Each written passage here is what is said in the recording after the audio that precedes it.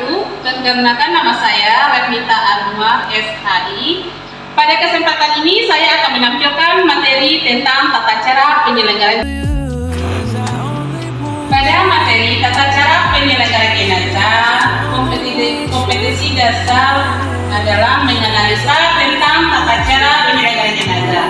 Adapun tujuan pembelajarannya agar peserta didik dapat mengetahui tata cara memandikan jenazah, tata cara mengapani jenazah, tata cara mensolatkan jenazah, serta tata cara menguburkan jenazah. Cara memandikan jenazah. Yang pertama, jenazah dibaringkan di tempat yang tinggi, seperti ranjang yang sudah di atasnya diletakkan 5 atau 6 buah potongan batang pisang. Kemudian jenazah dimandikan di tempat yang tertutup.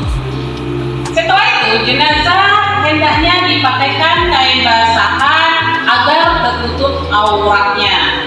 Setelah jenazah dibaringkan di atas pohon pisang, batang pisang, mayat didudukkan atau disandarkan pada sesuatu, lantas disapu perutnya sambil ditekan pelan-pelan agar semua kotorannya keluar.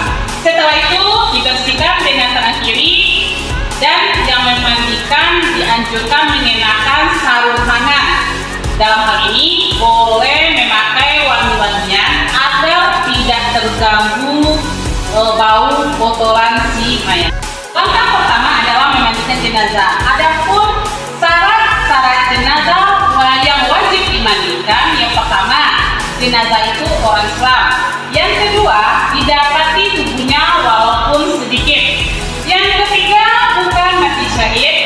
Yang keempat, dalam memandikan jenazah, yang memandikan harus sejenis, kecuali suami boleh memandikan istri atau sebaliknya, atau mahramnya. Cara memakaikan kain kafan untuk jenazah laki-laki. Yang pertama, mula-mula hamparkan selembar tikar di atas lantai, lalu bentangkan 5 utas tali di atasnya.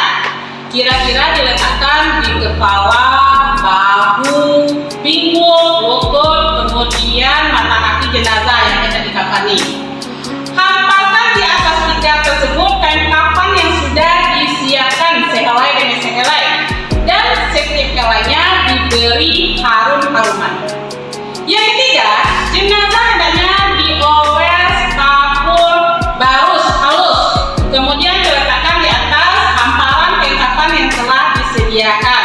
Kedua tangannya boleh diletakkan di atas dadanya, tangan kanan di atas tangan kiri, atau boleh juga tangannya diluruskan ke bawah. Tempelkan kapas secukupnya pada bagian muka jenazah, pusatnya, kelaminnya, dan buburnya. Setelah itu, seluruh jenazah dibalut dengan kain kafan sampai rapi, lalu diikat dengan 5 utas tali yang sudah disiapkan, yaitu di bagian atas kepala, bahu, pinggul, lutut, dan mata kaki. Ketentuan mengapani jenazah. Yang pertama, jenazah laki-laki atau wanita minimal dibungkus dengan 1 helai kain yang dapat melapisi seluruh tubuhnya. Tiap lapisnya dapat menutup seluruh tubuhnya.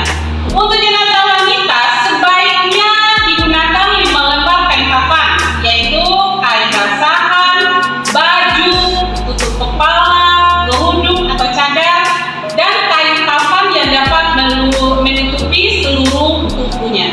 Dengan menggunakan air dan sabun, jenazah dibersihkan dari najis yang melekat di tubuhnya. Sesudah itu, dukun jenazah dibersihkan hingga bersih dengan tangan kiri dengan memakai sarung. Kemudian, ganti sarung tangan yang bersih untuk membersihkan gigi dan mulut jenazah. Setelah jenazah dibersihkan dari najis, serta gigi dan mulutnya dibersihkan, lalu dengan menggunakan air dan sabun mandi, seluruh tubuh jenazah dari rambut, kepala sampai telapak kaki dimandikan sampai bersih. Disunahkan mendahulukan bagian tubuh sebelah kanan, kemudian bagian tubuh sebelah kiri. Juga disunahkan dimandikan 3 kali atau 5 kali. Setelah selesai dimandikan, kemudian dirapikan rambut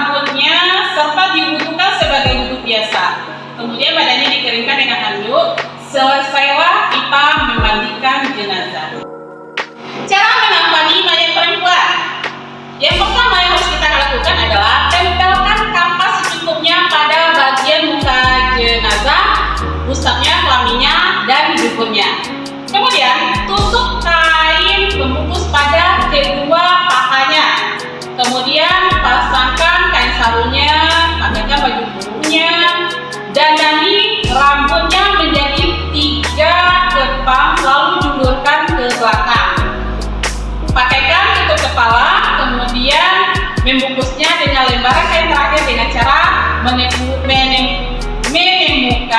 kedua pinggir kayu ke kiri dan ke kanan lalu digulung ke dalam. Kemudian langkah selanjutnya adalah mensolatkan jenazah. Adapun syarat sah sholat jenazah, yang pertama, seorang yang menyalakan sholatnya harus orang Islam, suci dari hadas besar dan hadas kecil, suci badan, pakaian, dan tempat dari najis, menutup aurat dan menghadap kiblat. Sholat jenazah dilakukan setelah jenazah dimandikan dan dikafani. Letakkan mayat di sebelah kiblat orang yang menyalakan, terkecuali kalau sholat jenazah dilakukan di atas kubur atau sholat gaib. Rukun sholat jenazah. Yang pertama, sholat jenazah dilakukan dengan niat yang ikhlas karena Allah. Yang kedua, takbir 4 kali. Apa yang dilakukan dalam takbir 4 kali itu? Yang pertama adalah takbir yang pertama membaca Al-Fatihah. Yang kedua membaca salawat Nabi. Yang ketiga membaca doa untuk si mayat. Yang keempat berdoa untuk tadi yang keempat itu seperti bunyinya Allahumma la tahrimna ajrahu wa la taftina ba'dahu wa firlana walahu. Kemudian selanjutnya berdiri jika mampu, kemudian terakhir mengucapkan salam. Kewajiban kita yang terakhir adalah menguburkan jenazah. Apa yang harus kita lakukan? Yang pertama, lubang kubur dibuat memanjang dari utara ke selatan. Panjangnya harus sesuai dengan jenazah. Dalamnya harus cukup sedalam dada orang dewasa sehingga bau busuk mayat tidak tercium dari luar. Di bagian dasar kubur hendaknya dibuat lubang lahat, yakni lubang tempat meletakkan jenazah. Setelah sampai di makam, hendaknya yang masih dalam sungai itu diletakkan di pinggiran atas lubang sebelah kiblat. Setelah itu, 3 laki-laki muslim atau keluarga terdekat dan jenazah turun ke lubang kubur dan 3 lainnya berdiri di atas menghadap jenazah. 3 laki-laki yang berdiri menghadap jenazah mengangkat jenazah tersebut dan menyerahkan kepada 3 laki-laki yang berdiri di lubang kubur. Kemudian jenazah diletakkan dengan hati-hati di lubang lahat dengan posisi miring, kepala di sebelah utara, kaki di sebelah selatan menghadap kiblat. Ketika jenazah dimasukkan ke lubang kubur, disunahkan membaca Bismillahirrahmanirrahim wa Rasulillah. Kemudian kelima, utas tali yang mengikat jenazah dilepas dan kain kafan yang menutup mukanya disingkapkan sehingga muka jenazah dapat mencium tanah. Setelah jenazah sudah diletakkan di lubang lahat, jenazah ditutup dengan papan atau bambu lalu ditimbun tanah. Demikianlah video pembelajaran tentang tata cara penjalan jenazah. Assalamualaikum warahmatullahi wabarakatuh.